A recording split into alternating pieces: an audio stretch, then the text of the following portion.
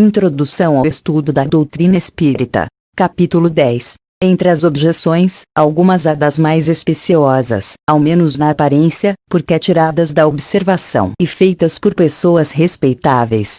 A uma delas serve de base a linguagem de certos espíritos, que não parece digna da elevação atribuída às seres sobrenaturais. Quem se reportar ao resumo da doutrina acima apresentado, verá que os próprios espíritos nos ensinam não haver entre eles igualdade de conhecimentos nem de qualidades morais, e que não se deve tomar ao pé da letra tudo quanto dizem. Às pessoas sensatas incumbe separar o bom do mal.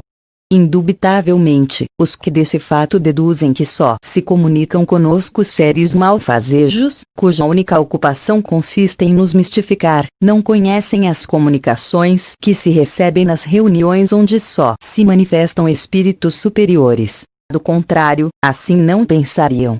É de lamentar que o acaso os tenha servido tão mal, que apenas lhes haja mostrado o lado mal do mundo espírita, pois nos repugna supor que uma tendência simpática atraía para eles, em vez dos bons espíritos, os maus, os mentirosos, ou aqueles cuja linguagem é de revoltante grosseria.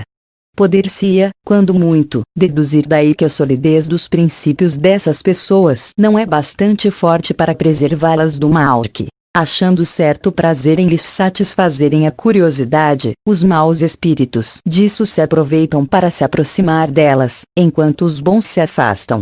Julgar a questão dos espíritos por esses fatos seria tão pouco lógico, quanto julgar do caráter de um povo pelo que se diz e faz numa reunião de desatinados ou de gente de má nota, com os quais não entretém relações as pessoas circunspectas nem as sensatas. Os que assim julgam se colocam na situação do estrangeiro que, chegando a uma grande capital pelo mais abjeto dos seus arrabaldes, julgasse de todos os habitantes pelos costumes e linguagem desse bairro ínfimo.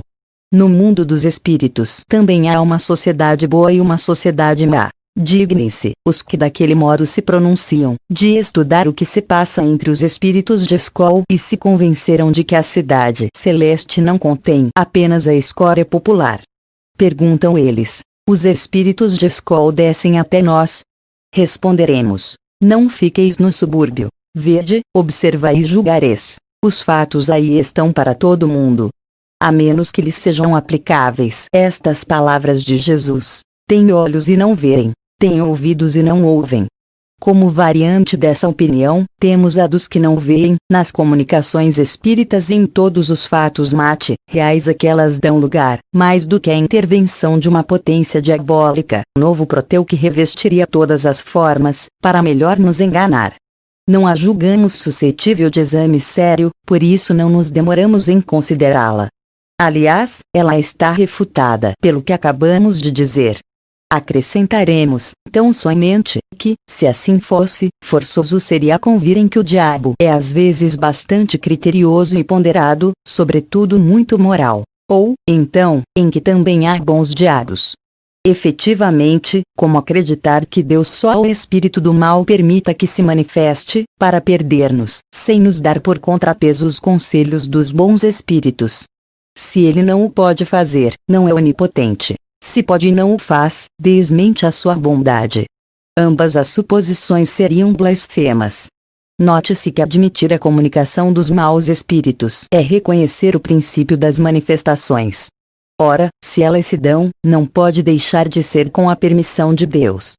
Como, então, se há de acreditar, sem impiedade, que ele só permita o mal, com exclusão do bem?